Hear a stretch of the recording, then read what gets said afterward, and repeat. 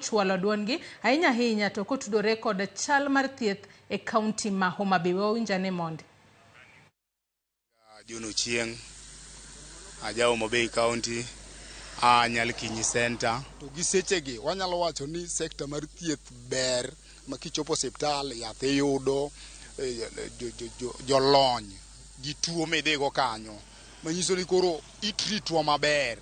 Koro ano kanyal pingo sekta mar thieth sani chakre higni 10 gobedi sekta mar thieth ber.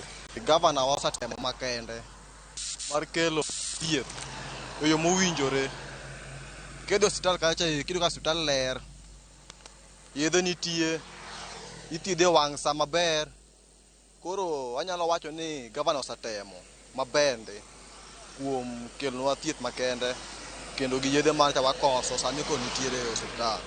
Gima konya anya kwa mondo timnwa kende weche mag sekta mar thieth no eki ma onego keti en ni mondo odil gi wakoche moko mapod nitie kanyo achiel go. An gi nying iluongo ni Kevin Ochieng, aja nyal kinyi, aja Kanyada. Ada wuok kuom devolution mochakore 2013 nyaka wuono e wach thieth. Ka wuo e wach thieth e kaunti wa mama wango setiyo kendo saka wuono thieth en gima serious. Kidhi Homa Bay iyudo thieth sa maber kendo tiyo maber makidhi iyudo ko kaka inya konyi.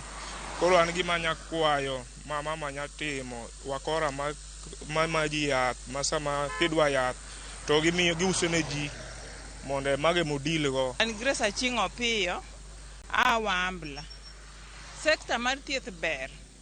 Nadhi hospital natuo kadhi hospital oyuda ni an gi typhoid plus malaria.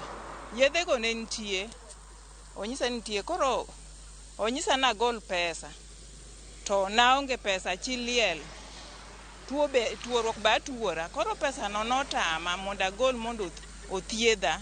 Yedhe to nitie koro pesa ema notama. Koro gima yuago sirikal koyie to kaka nitie moliete moko ma ok nyal